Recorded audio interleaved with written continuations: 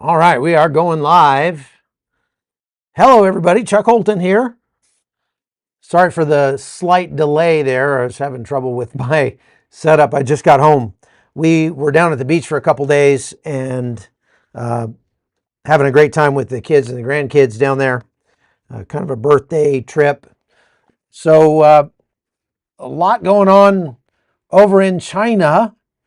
And I know this is not, the thing that is most popular. People like to hear about what's going on in Israel, and I can touch on that if you like. But before I do that, uh, I think that it's very important for us to talk about the meetings that are going on over in Beijing. Now, the people that are getting together over there, I think you could easily call them the new axis of evil.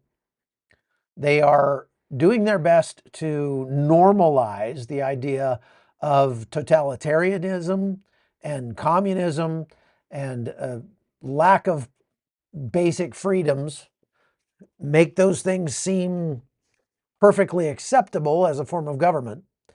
And they are trying to sort of edge out the United States as the global hegemon. That's the reason they're getting together to meet. So we have President Putin from Russia. We have President Xi from China. We have Kim Jong-un, the supreme leader from North Korea. And we have Prime Minister Modi from India. And others all getting together at this summit. Now, the ostensible reason for their getting together is celebrating the 80-year anniversary of the capitulation of Japan to China in World War II. Now, if you've read anything about what Japan did to China during World War II, it was exceedingly brutal and would have easily given ISIS a run for their money or Hamas a run for their money. The kind of things where the Japanese didn't massacre 1,200 people like Hamas did on October 7th. They massacred 200,000 to 300,000 people in Nanking alone. Now, I know people who say that that's a complete fabrication, but those same people also say that the Holocaust is a fabrication. And so I don't know how much I can believe such people. Because I'm sorry, if you really believe that the Holocaust was fabricated, you're just depraved. I mean, there's no two ways about that. I'm sorry. So I've read about the rape of Nanking. I've read about the Bataan Death March, and there's plenty of evidence that the Japanese were unbelievably brutal. It wasn't just killing people, it was mass rapes, it was sexual slavery, it was all sorts of things like that. And now China has been pushing very hard to try to make themselves seem like that they were the great victims of World War II. And they certainly are engaging in information warfare around the world to try to shape world opinion about what actually happened. And again, there's a subset of people, especially inside Japan, who like to try to make the case that Japan was the victim in that contest, which I think is a pretty hard sell for most people. But suffice it to say, this new axis of evil that we're talking about, what their ultimate goal is to create a multipolar world. They talk about it all the time. President Putin talks about it all the time. President Xi talks about it. They want to create when they say multipolar world, what they want to say is, what they're actually saying is, we want a world in which we can do whatever we want and the United States can't do anything about it. Now, since the end of World War II, The United States has been the global hegemon, and we have guaranteed freedom of travel on the high seas, in large part because of our global expeditionary navy. And so we're going to talk in a little bit about, what kind of combat power this new axis could bring to bear if we did end up having a conflict with Russia, China, North Korea, and Iran, or something like that in the future.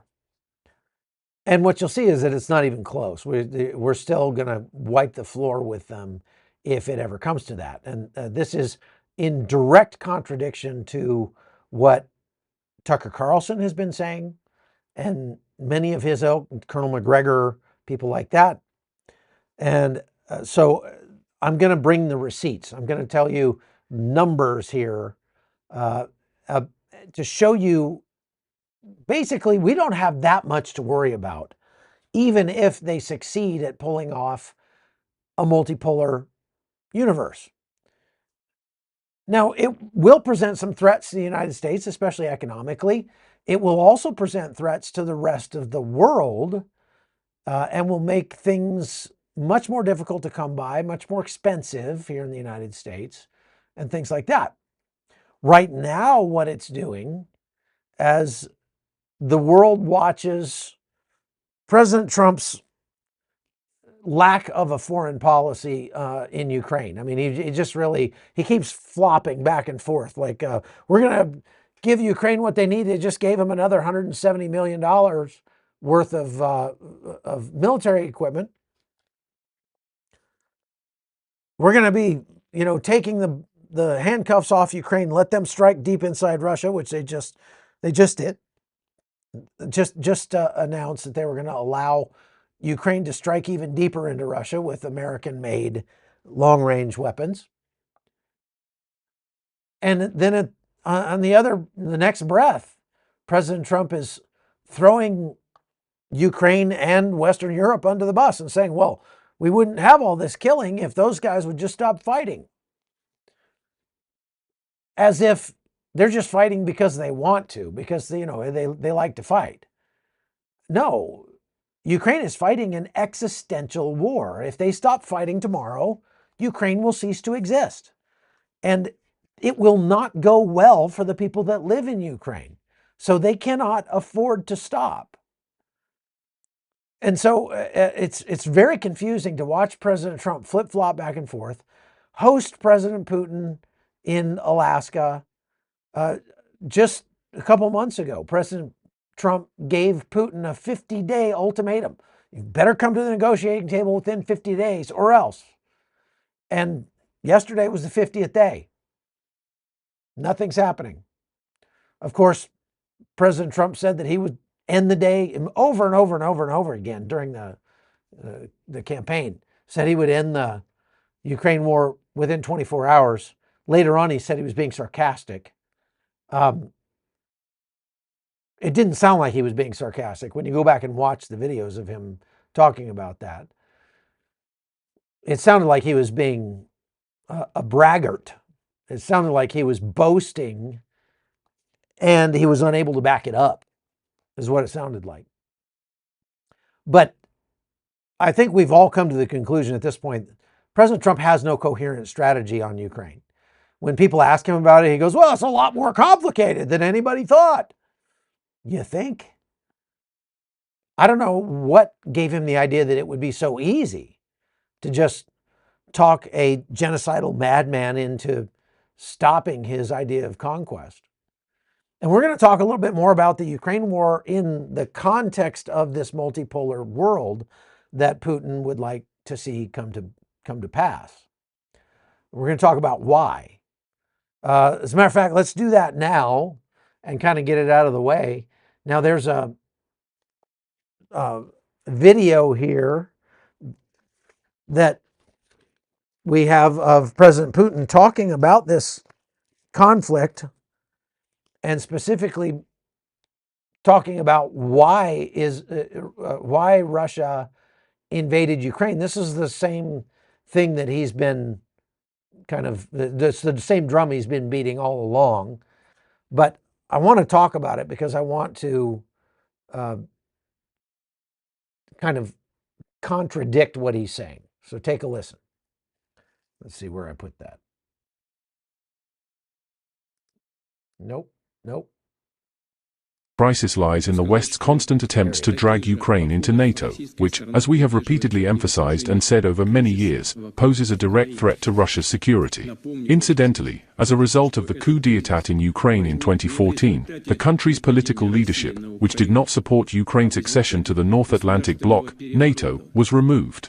In this regard, we greatly appreciate the efforts and proposals of China, India, and our other strategic partners aimed at promoting the settlement of the Ukrainian crisis. I would like to note that the understandings reached at the recent Russian-American summit in Alaska, I hope, are also moving in this direction, paving the way for peace in Ukraine. During the bilateral meetings scheduled for today and tomorrow, I will certainly inform my colleagues in more detail about the results of the talks in Alaska. Yesterday during lunch, which our hosts organized for the participants of our SCO meetings, we already discussed this with President Xi Jinping. Okay, so the point he's making there is, well, because the NATO bloc kept dragging Ukraine into NATO, we just had to go to war there. Okay, now there's several things wrong with that statement. First of all, we weren't dragging anybody anywhere. We don't drag people into NATO. People can, countries can join NATO if they so desire and if they can meet the criteria that it takes to join NATO. And look, Ukraine is a sovereign country. And if they want to join NATO and they meet the criteria, then they should be allowed to join NATO. And if Russia doesn't like it, that's just too bad. You know, you can say, well, I really don't like it that some people moved in next door that want to paint their house bright pink or something, which is going to affect the property values in our neighborhood and cause them to go down or something like that. And so we don't like those people living over there. And you could try to take it to the HOA committee, or you could try to even sue them in small claims court, or you could do something like that. But what you don't get to do is walk over there and burn down their house. It is not appropriate for Russia to attack Ukraine and murder hundreds of thousands of Ukrainians because they don't like some of the decisions that the government of Ukraine was making. That's just not appropriate. You don't get to do that.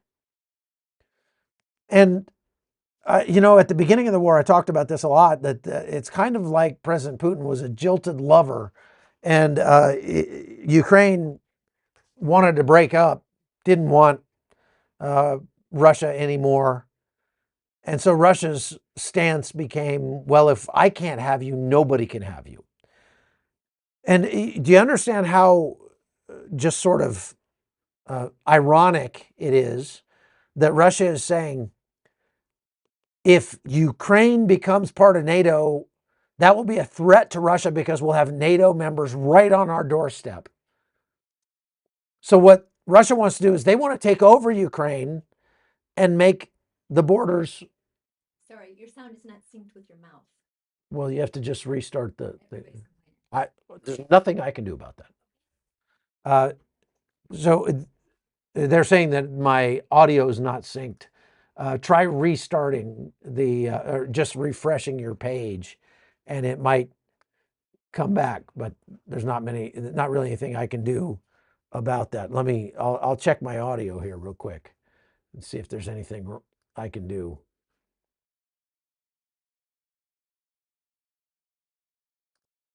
Nope,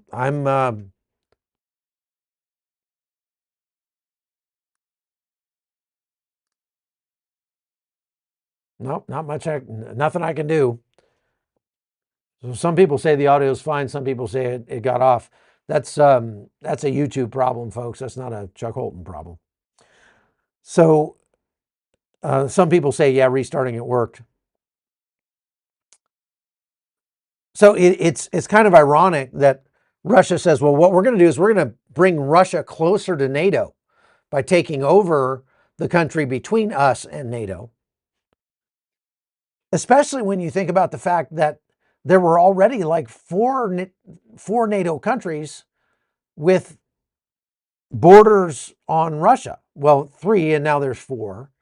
Lithuania, Latvia, Estonia, and now Finland. Finland's border with Russia is enormous. So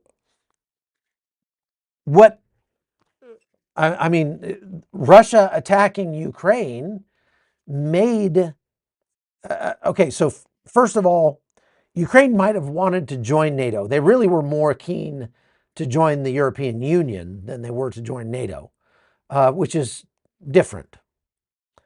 But Ukraine could have wanted to join NATO, but they still had to qualify. They had to meet certain requirements when it came to corruptions, anti-corruption standards, and financial standards and things like that.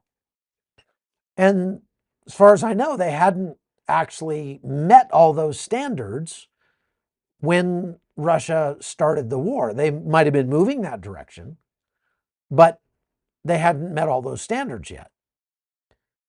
So Russia attacked Ukraine because of something Ukraine might potentially have done at some point in the future. And by doing so, Russia created a self-fulfilling prophecy, because when Finland and Sweden joined NATO, they dramatically increased the amount of border land that NATO had with Russia. But there was already borderland between NATO and Russia.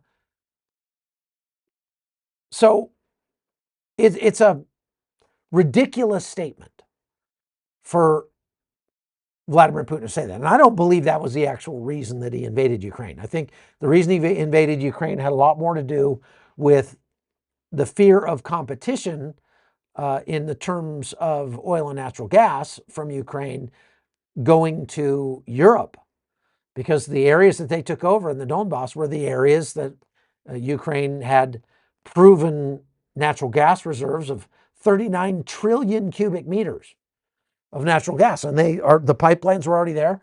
So they could have easily competed with Russia, and they could have hurt Russia's economy by that competition. Again, Russia attacking Ukraine made that a self-fulfilling prophecy. Maybe Ukraine won't be competing with Russia anytime soon, but it doesn't matter, because now Western Europe has all but stopped buying energy from Russia altogether. There's no more Nord Stream pipeline. They've closed down virtually all of the pipeline purchased fuel from Russia. So again, self-fulfilling prophecy. Any way you slice it, Russia had no leg to stand on when it came to invading Ukraine. And like I said, you don't get to just go kill 500,000 people because you don't like some of the political decisions that their leadership is making when they're a sovereign country. Now, if Ukraine had threatened Russia or had attacked Russia, okay, then Russia would have been justified. But they didn't. I was there. I was there before the war. Ukraine was not attacking Russia. The only fighting that was going on was mostly Russia shelling Ukraine out of those occupied territories in Luhansk and Donetsk. And once in a while, Ukraine would fire back as counter battery fire to try to stop that shelling from taking place. But I was there and saw it with my own eyes. So anyway, all of this to say that this war has been very costly for Russia. The sanctions have hurt, and Russia is desperately looking for a way to get out from underneath those sanctions. So in order to do that, it's going to take some serious, reshuffling of the deck, so to speak. Now, China and India are happy to assist Russia with that, because what that means is that China and India get much cheaper energy, which they very much desire. As a matter of fact, just before I went live, I saw the news just came out from these meetings that they're having in Beijing, that China and Russia have agreed to open a new pipeline directly from Russia to China, so that Russia could sell its energy directly to China. That before, that wasn't very easy to do, because in reality, China and Russia are frenemies at best. They're not that friendly. Now they're getting tighter because they are, sort of forming their own team against the United States. But why are they working so hard to form this as they call it, multipolar system? So first of all, what they're trying to accomplish is they're trying to break the US-led financial system, because the US-led financial system has a lot of things in it that are built into the system to create accountability, to make it difficult to defraud people, to make it easier to track financial transactions across the globe. And those are all things that Russia and China and North Korea don't want, because in their mind, they ought to be able to cheat with impunity as long as they don't get caught. And it's much harder for them not to get caught with the US financial system sort of ruling the world. So China's pushing an end to the petrodollar. Now, the petrodollar is not a different kind of currency. It's just the US dollar that's used to settle contracts for oil and natural gas around the world. And China and Russia, others have been trying to move away from the petrodollar for some time, and they've had some limited success with that.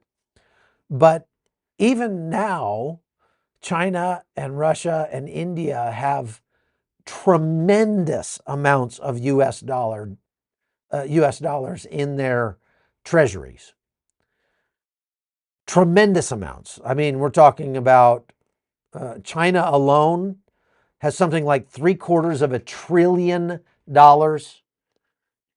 more than $700 billion in US dollars in its treasury. India is about the same, over 700 billion. Russia has tried to get rid of much of their US dollar denominated currency, but still has billions, tens of billions. At one point, they had over 200 billion. And of course, they're a smaller economy than China is. So by having to trade oil and natural gas in dollars, it gives the United States more leverage over those markets. It also gives the United States a way to sort of backdoor tax China and Russia through the printing of currency here in the United States. So I don't know if you know how that works, but you've heard the term quantitative easing. That's when the Fed prints currency and just injects it into the system. When they do that, it creates inflation, which means it reduces the value of every dollar that's held. And so just to give you an easy example, if you're a Russian oligarch and you've got $100,000 in $100 bills stashed in your mattress somewhere,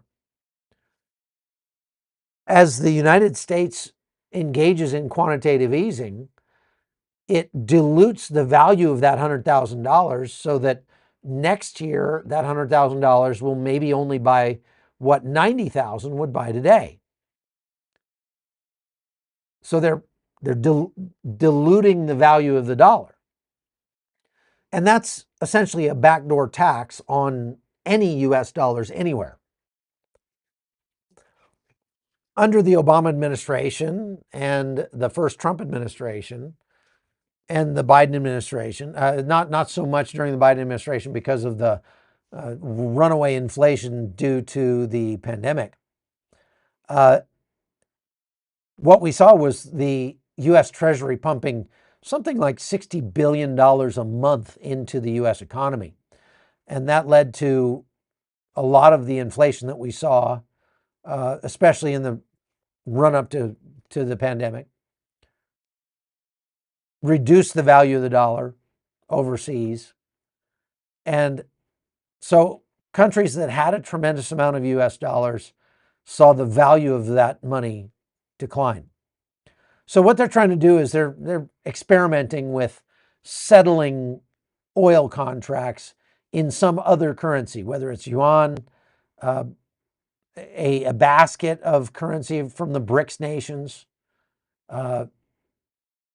bilateral settlements outside the dollar, even with crypto, stuff like that. A multipolar world where China and Russia and Iran are more powerful is going to weaken the United States and NATO's military reach as well. So think about this. The United States has about 300 ships in its Navy. China now has more than we do. They have the largest Navy on the planet. They have 370 or so ships. And so it looks like, oh gosh, we're getting passed up by China. However, if you look at the makeup of each Navy, what you'll realize is that China is still nowhere close to the United States in terms of combat power. So just to give you an example, the United States has 11 carrier battle groups, 11 nuclear-powered aircraft carriers, supercarriers, and those supercarriers by themselves carry enough combat power to rival many nations around the world, each one of them. China, on the other hand, has 2 aircraft carriers, and none of them are nuclear powered. They don't have any nuclear powered, ships on the sea. Virtually all of their ships are diesel powered. So what that means is it's going to be much more difficult for China to project power. We also know that the quality of construction, the quality of the technology that they have on board, the quality of the other military materiel that they carry on them in terms of missiles, radar, sonar, fighter jets, all that kind of stuff is generations behind the United States. When it comes to 5th generation fighters like the F-35 and the F-22 Raptor, China has, well, they're trying to crank out their new 5th generation fighters, but they have something in the dozens, perhaps, that are actually functional. And they've not been tested in combat, per se, that we know of. The F-35, on the other hand, we've produced more than 1,200 of them, just the F-35, and it has been tested in combat, and it's been tested against Soviet bloc weaponry and anti-aircraft stuff and things like that, and has absolutely just decimated those air defense radars and things like that whenever it's gone up against them. So the war that Russia started in Ukraine has actually done the United States a favor because it gave the United States a laboratory from which to test American equipment against Russian, Soviet, and understand that everything that North Korea builds, everything that China builds, everything that Iran builds are, have their source. They're based on Soviet era military hardware. And so what we've seen is that an old, for example, like Bradley infantry fighting vehicle, which is not a tank. A Bradley infantry fighting vehicle is a infantry fighting vehicle. It's more thinly armored than a tank. Its firepower is less than an American tank. But yet we've got several instances in Ukraine of a Bradley going up against the most advanced Russian T-90 tank and just wiping it out, absolutely killing it. So we know that U.S. military hardware is far better in terms of quality and technology than the hardware that China is able to bring to bear. Now, I'm going to go through more of the comparisons between NATO and these, let's just call it the BRICS alliance for now. I don't think Brazil really factors into it a whole lot, but Russia, India, China, and North Korea.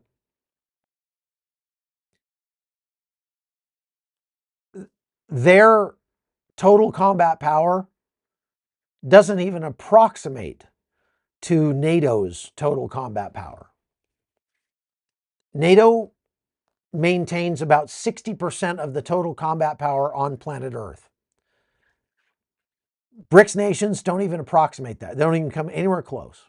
So I remember Tucker Carlson was talking on his show a while back, and this is before the United States attacked Iran and blew up their nuclear facilities. And he was saying the U.S. does not want to go to war with Iran because if they do, they're going to drag the whole BRICS alliance into war with America, and we will lose because they have so much combat power. But if you really look at it, they have more troops in terms of raw numbers because China has so many troops in its army. North Korea boasts a 1 million man army or more. However, when you look at the quality of training and equipment, and even just general health of the soldiers that we're talking about between North Korea, China, and of course, Russia is scraping the bottom of the barrel and has been for a long time with their troops. They don't hold a candle to America's soldiers. I mean, force on force, if you had 1,000 U.S. troops and 1,000 troops from Russia, China, Iran, North Korea, anything like that, the U.S. troops, I mean, there wouldn't even be a contest. It would be a bloodbath. And again, we know that simply because we can see we can see how Russian troops and now North Korean troops have fared against the Ukrainian army, which is much smaller and more poorly equipped than the U.S. army. So, you can extrapolate that and just say, wow, the United States would absolutely tear up China, Russia, Iran, even India. They got involved. Now, it doesn't mean that we would want to have that conflict. The other thing that you have to point out is that most of those countries in the BRICS nations don't really have expeditionary militaries. Now, China does. They could move troops across the straits to Taiwan. They could certainly threaten Japan, the Philippines, Vietnam. countries in their region.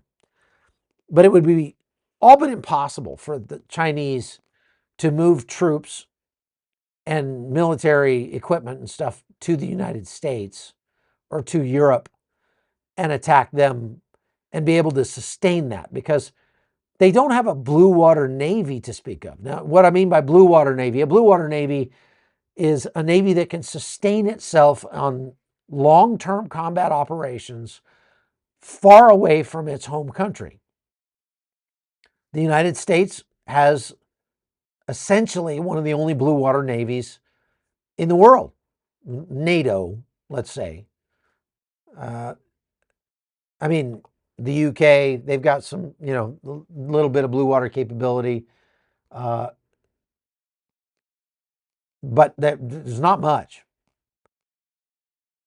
So because they don't have the logistical capability to manage threatening countries far away from their own shores, they're not going to likely want to get into a conflict with the United States and NATO, because they would lose. That's just all there is to it. Okay? So we don't have to worry a whole lot about that. We do have to worry about them attacking their neighbors, attacking Taiwan, attacking, of course, Europe is within range of Russian missiles right now. And if Russia wanted to, they could start bombing European cities. That would be catastrophic for Russia. You understand that every month that goes by, Russia is getting weaker and weaker in terms of their military and in terms of their economy. Now, this meeting that they're having, the meetings they're having in Beijing, are meant to try to garner support in a way that will help them reverse that trend. But for now, the Ukrainians have been able to build up their forces so that they have more troops in the field than Russia does.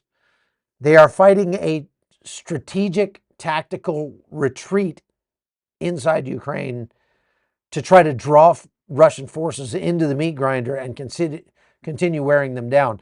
They realize that they have enough land that they can do this for years on end and take such an outsized bite out of Russian military and personnel that Russia just, in the long run, won't be able to sustain it, especially as Ukraine continues to build up its ability to strike at Russian energy facilities all across Russia. And that's what they're doing. This new Flamingo missile that the Ukrainians have come up with, it's completely made inside Ukraine. It doesn't rely on American hardware, doesn't rely on Western anything. They're being built in Ukraine. They're long-range missiles. And they're getting where they can crank out like, I think 100 a week, something like that. Those things will be able to strike targets deep, deep inside Russia. And they've just started using them to do so. So just over the last few days, we've seen the first Flamingo missiles flying into Russia and striking their targets with great accuracy. This is a game changer for Ukraine, because what they're able to do now is to really hit Moscow where it hurts. They're able to strike at the very nodes that are allowing Moscow to continue funding the war. And that's how Ukraine will win. I mean, that is Ukraine's strategy right now, is on the ground in Ukraine. We're not going to try to take back land a whole lot that Russia has taken.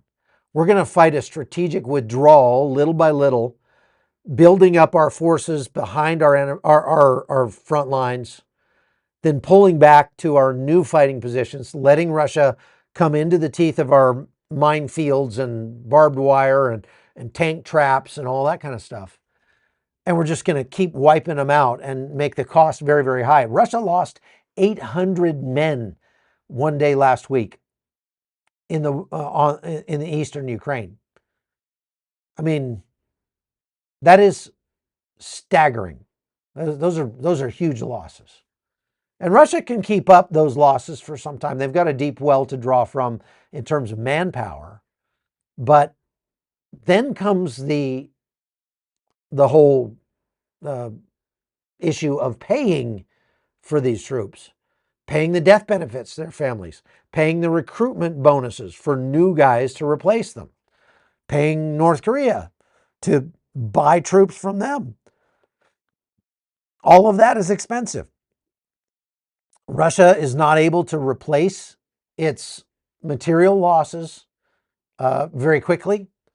Now they have ramped up their ability to create drones like the Shahed and the Garan drones. They have some ability to continue manufacturing missiles, but when it comes to fighter jets, helicopters, tanks, not much. They are not able to keep up with the losses that they're sustaining in this war.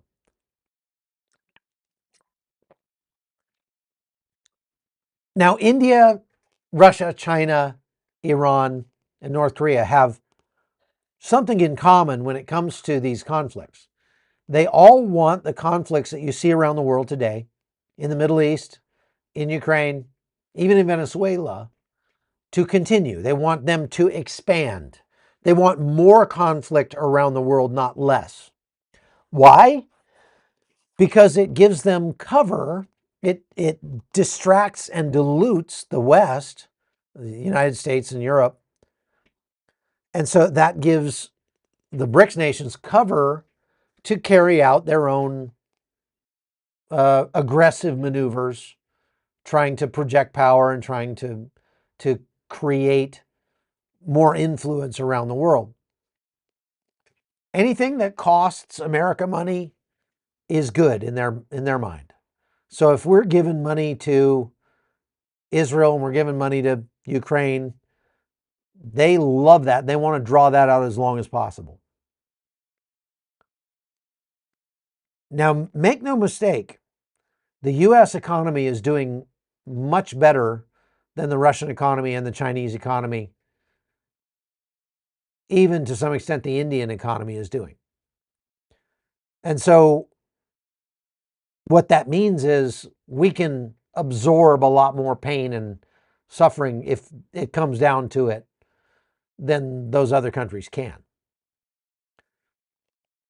And we could take a lot of steps to continue to make it more and more difficult for them to do business. So in terms of those institutions like BRICS, Shanghai Cooperation Organization, and regional banks, which are trying to bypass the International Monetary Fund, the World Bank, and the G7.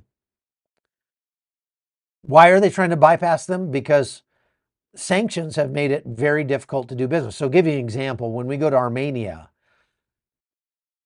Uber doesn't work in Armenia. They have a different app called Yandex that you use if you want to call a taxi. Now, Yandex is a Russian company, and they do a lot more than just ride sharing. They rent scooters. They do delivery services. They have these power bank rentals if you need to charge your phone in restaurants and stuff, where you can go up and you can use the Yandex app to pay a few pennies, and this power bank pops out. You can charge it, and then you plug it back in when you go to leave the restaurant. And a lot more. They have competitor Google Maps, all sorts of things. And it's actually a pretty good app. But if you want to pay with a credit card on that app, and it's an American credit card, you're going to have a hard time, because they are a Russian company, they were unable to use that SWIFT banking system to accept electronic payments. And that curtailed their abilities. Now, what they did was they found a workaround through a regional bank and were able to bypass those sanctions. And so the last time I was in Armenia, I was able to use my credit card to pay for taxis on the Yandex app. So this is just a battle royale between the Western way of doing things, the Western system of rules that's been imposed on the world for decades, 70 years or so, and the Eastern way, which is quite a bit less transparent, much more totalitarian, and just not as good. I mean, we don't want to do that. Now, by allowing this to happen, we are drawing out these wars. We're giving Russia a new lease on life to continue fighting in Ukraine. We're encouraging China to take steps to take over Taiwan. And so if I were advising President Trump, I would say what we need to do is absolutely choke off those nations that want to be part of the BRICS alliance. Financially, we could continue to raise tariffs. President Trump seems to, he talks about putting tariffs on them and then immediately starts walking back those tariffs even before he gets any concessions from Russia and China, those countries that he's threatened tariffs on. And listen, make no mistake, China needs us much more than we need them. We get a lot of cheap junk from China. There's no question about that. But, and it would raise the cost of a lot of things if we all stopped doing business with China. And I would still say that if you and I can afford to divest ourselves from China in every way possible, don't buy Chinese products, don't buy Chinese services, don't use TikTok, don't play Chinese video games, figure out what, like I quit shopping at GNC because I found out that it was purchased and it's now a Chinese company. If we do our best to avoid doing business with China in many ways, we can hasten the collapse of that evil regime. And we'll be doing a favor in the long run for America and for China and the rest of the world.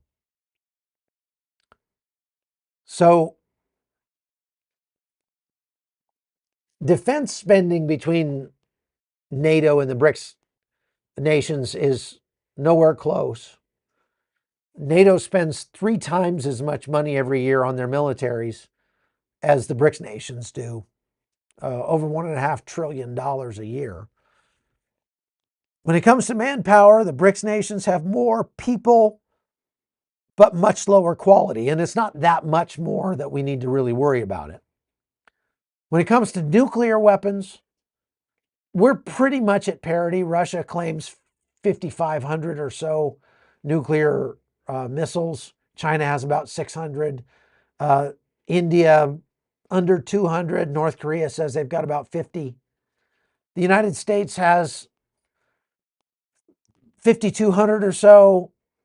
The UK, 225. France, 290. All those together, we're at parity. Specifically, more importantly, because America's nuclear arsenal is highly functional and in good, tip-top condition, well-maintained, where we know for a fact that Russia's is not. And so it's likely that it could be up to 2/3 of their nuclear missiles are not even functional anymore because it's very expensive to maintain a nuclear arsenal. When it comes to air power, NATO beats everybody hands down. We've got, like I said, more than 1,200 F-35s in production. We've got advanced SIGINT platforms, aerial SIGINT platforms like AWACS. We've got lots of refueling tankers. We can project power anywhere on planet Earth. And we have a very robust precision strike capability. I was just looking today, I posted this over at chuckholton.com.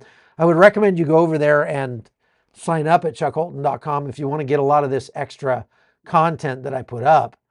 But it's a graphic I put up that shows the strike capabilities of the U.S. naval assets that we have sitting off the coast of Venezuela right now. And it's very substantial. When we just look at TLAMs, Tomahawk land attack missiles, so just Tomahawk missiles, that's it. We have 1, 2, 3, 4, 4 ships in the region with 32 missiles each. We've got submarine, at least one submarine out there. They've got like 12 Tomahawks on them. We've got 140 long-range missiles total. We've got air assets stationed there. Everything from the P-8 Poseidon aircraft, which is like a spy aircraft, to Reaper drones, to Marine Corps fighter jets, you name it. We've got Coast Guard assets, Coast Guard cutters out there as well. We've got what they call as a MAGTAF, a Marine Air Ground Task Force from the USS Iwo Jima Amphibious Ready Group. So 4,000 Marines. I mean, that's just in the Caribbean right now off the coast of Venezuela. And we've got a lot more where that came from. When it comes to air power and naval power, there's just no comparison. And as I said, America's industrial base is, and NATO's industrial base is, it massively outpaces China, Russia. You know, NATO's even ramping up their own military industrial complex to make their own military hardware rather than just buy it from the United States now. So Europe by itself, Western Europe, is now able to manufacture more than 100,000 artillery shells a month, for example. Okay. So what the United States ought to do in regard to what we're seeing happen in Beijing right now is enforce the dollar system when it comes to petroleum trades, sanction and even confiscate the shadow fleet ships that are allowing Russia to continue to sell its oil illegally around the world, sanction the middlemen. Anybody who's doing business with Russia we need to sanction the heck out of those people. And we need to enforce price caps as well. We need to continue building our arsenals. We need to ramp it up. That's how we destroyed the Soviet Union, was by just outpacing them. We just bankrupted them because of the arms race. Well, we're in a new arms race now, and the United States needs to ramp it up, scale artillery, scale missile production, drone production, etc. Now we're seeing this military parade in Beijing today as they celebrate the 80th anniversary of the capitulation of the Japanese to the Chinese. They're bringing out all of their most newfangled high-tech weaponry. And as you see, if you watch this on TV, what you have to keep in mind is that we have no idea if any of that new stuff actually is in production or if it works even. So for example, the Chinese are bringing out what they claim to be the most powerful laser anti-aircraft system in the world. It's a gigantic truck that supposedly has a laser on it. We have no idea if that thing works. We've never seen it tested. It's never been, tested in combat or anything like that. I'm sure that China is working to build things like the, what do they call that? The Iron Beam in Israel, We know for a fact the United States is building things like that. But I think we have to take it with a grain of salt, because what we've seen in the past is China will trot out these like 5th generation fighter jets, and then somebody gets a close up look at the thing and finds out this thing's like cardboard. Like they had to tow it out. It probably can't even fly. Like it's a prototype. It's not in production. Russia, their Su-57, they have the ability to make like one of those a year at this point. It's not much of a threat.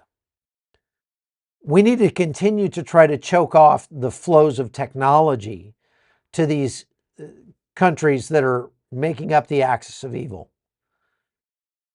And in so doing, by denying them semiconductors and machine tools and any kind of technology that's dual use, so it's something that goes in a washing machine, but it can also end up in a drone or a missile, then we won't sell washing machines to China either.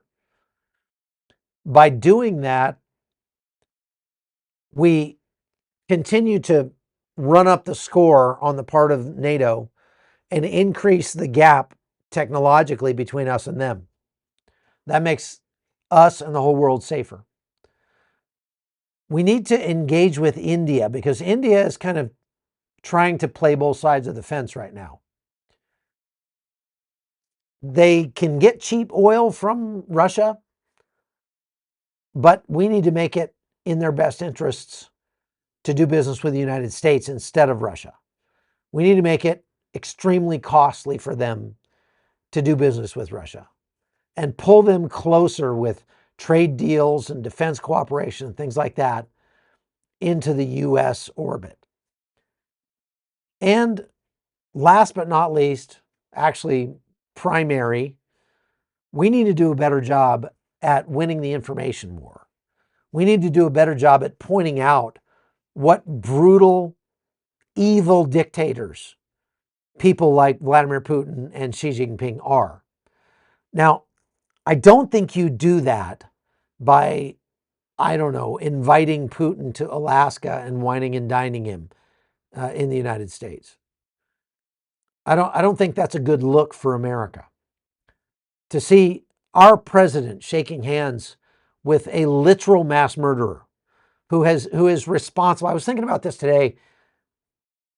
Imagine trying to go to bed and sleep at night, knowing that you were responsible for the horrible, untimely deaths of literally over 1 million people, hundreds of thousands of which are women and children. Just imagine. Putin doesn't seem to have a problem with that. What that tells you is that Putin is a psychopath. Xi Jinping may actually be more evil than Vladimir Putin. He just does a better job of publicity. So we need to work harder in the United States. The U.S. government needs to work harder at making clear to the world what true monsters these men are. There's lots of ways we could do that. Do you know the United States has the ability with satellite, just one example. Our satellite technology is good enough that we could get extremely high resolution images of everything that's happening in North Korea. And no doubt we do have that imagery already. But we haven't declassified any of that. And we could show the world what life is like for people in North Korea in great detail. There's lots of ways we could do that. And expose North Korea for the absolute hellhole that it is. We could do the same with Russia. We could do much better. We could, refund Voice of America and start broadcasting information deep into Russia to the third world part of Russia who has no access to news other than Russian state media. And so they believe Russia is winning the war in Ukraine. They still support the war in Ukraine, even though they're the ones that are losing the most, because they just don't have another option to listen to. The United States could get much cleverer in our abilities, in our efforts to expose Russia for who they are, and to expose China for who they are, and to expose Iran for who they are. Okay, so I want to get to questions. I'm going pretty long here, but let me go find where did my questions go? There they are. Okay, Cornell Howard says the axis of evil, the West versus the axis of evil, the East. What will happen when a hypersonic missile hits an aircraft carrier? The aircraft carriers will implode. These guys aren't Iraq. Well, hypersonic missiles are not as scary as they sound. And hypersonic missiles don't, I'm just going to say they've been overhyped. Russia used a hypersonic missile, exactly one of them, in Ukraine, but they didn't load them with any explosives. Why? Because the only payload that they developed that missile for is a nuclear payload. And so when you say, oh, they could hit an aircraft carrier with a hypersonic missile, if they were going to do that, it would almost have to be a hypersonic missile with a nuclear payload. And if they did that, they would sign the death warrant for their own country. And they know that. So that's assuming that they could get the thing to strike a moving target, which is debatable whether they have that kind of technology. And it's not that hypersonic missiles are completely immune to being shot down by air defense. They certainly can be shot down by air defense. The hit ratio is not going to be as high as it is for conventional missiles, but hypersonic missiles are not the boogeyman you think they are. Christian Kiefer says, do you plan on entering Gaza during this offensive? If they will let me, yes. Che says, your thoughts on China's new hypersonic missile? SecDef said China can wipe out our entire Navy in 20 minutes with hypersonic missiles. He said that on the Sean Ryan show. I think he's being hyperbolic with that. We need to be careful about ascribing abilities to completely untested technology. And so far, China has not had the opportunity to test its technology under combat conditions. And so we said the same thing about the Russian military, for example, before the war in Ukraine. And then we found out, oh gosh, that was a paper tiger. We said the same thing about China's 5th generation fighter jets. And then somebody got up close to one and found out it was made of paper mache. So I think it's sensationalism to ascribe abilities to China. I'm not saying we should underestimate our enemy, but I'm saying we shouldn't overestimate them either. We should be a little circumspect about the capabilities of these things that are completely untested. KP1 says, what can we everyday Americans do to help thwart these evil plans? Well, don't buy Chinese products is a good place to start. I mean, literally refuse to buy or use Chinese products. If you do that, to a great extent, we will hasten the destruction of China. Christina Mina says, is India playing both sides with the US and Russia? Yes, absolutely. Modi's trying to stay on Trump's side and avoid tariffs. And I remember how he hosted Vance and his family, but he seems also to be cozying up to Putin. You're completely right about that. Absolutely right. Debbie, hi, Debbie. Broadfuhrer says, how to support Ukraine besides prayer and letter writing to politicians. Go to Preston Stewart's YouTube channel here on YouTube, and he's doing fundraisers for the guys in Ukraine on a regular basis. So is Ryan Macbeth. Ryan Macbeth is doing fundraisers for Ukraine to buy non-lethal aid for Ukrainian troops, like night vision and body armor and helmets and drones and things like that. Okay. Terry Buckley says, do you think that India really wants to align themselves against the West? I think it would be a mistake for them to do so. And again, India needs us a lot more than we need them. I think India's economy is going to suffer because their economy has received a big boost from Indians working remotely in the United States, doing things on the internet like transcription and video editing and call centers and all those kinds of things. Many of those services are being taken over by artificial intelligence. They're being replaced at a very fast rate.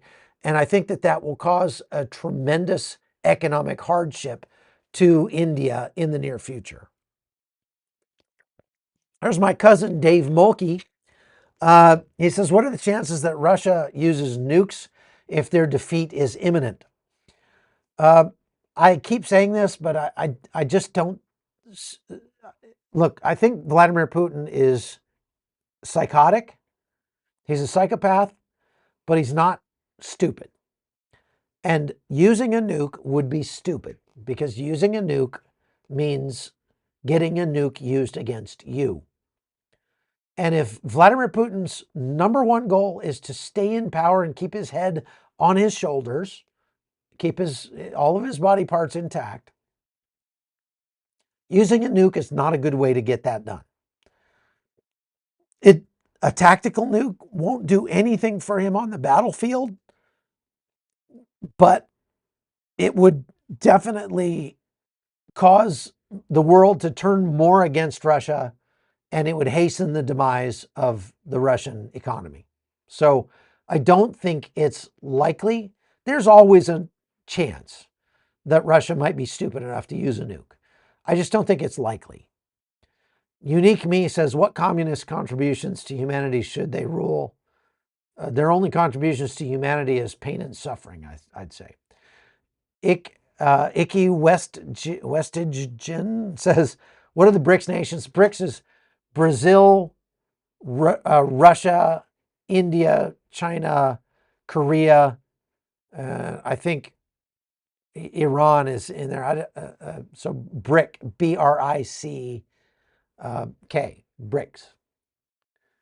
So that's all we got for questions today. I really appreciate all of you watching the Hot Zone. I would ask you to do me a favor and to go support us over at chuckholton.com.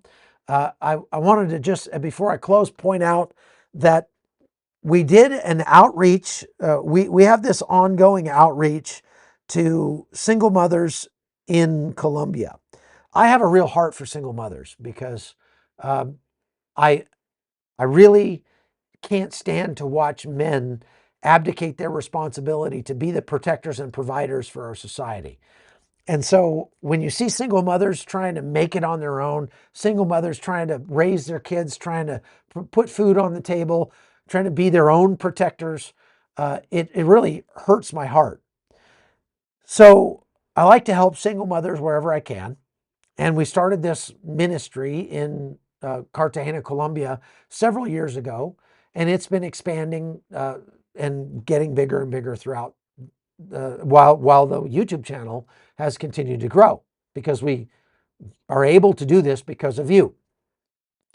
And the other day we did an outreach we do on a fairly regular basis for the women who are imprisoned in the women's prison in Cartagena. And I'll just show you some of the photographs here of that outreach. Let's see if I don't know if the camera can see that, but these are our girls going into the prison.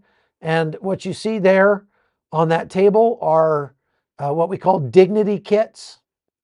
They put together because the prison in Cartagena does not provide anything for the women. They barely provide them with any food, and they don't provide them toothpaste, toothbrushes, feminine products, anything like that. And so it's miserable for those poor ladies. So what we do is we donate money. The ladies we work with that are not in prison in Cartagena, they go out and buy what they call aseos, which are, feminine products and all that kind of stuff. They bag them up and they take them into the prisons and they give them out to the women in the women's prison there. And then they share the gospel with them. And they bring a pastor, they preach, and it's having a huge impact on the women in that prison. So we reached out to 120 women the other day, and that's specifically due to the donations that come in through chuckholton.com. So if you want to be a part of actually making a difference for single mothers, especially with that ministry, go to chuckholton.com and become a supporter over there, because it does make a difference. And we are changing people's lives one single mom at a time. And not just in Colombia. We help people in the United States. We help people in Ukraine. We help people in Israel. We help people in, Burma. We've done all sorts of stuff because of your generosity. And I appreciate all of you for doing it. So thank you very much for those of you who are part of that. All right, that's all I've got for today. God bless you all. Thank you very much for watching. Please like and share this video on your way out the door. It makes a difference. It tells the algorithm more people need to see it. And I appreciate all of you. Take care.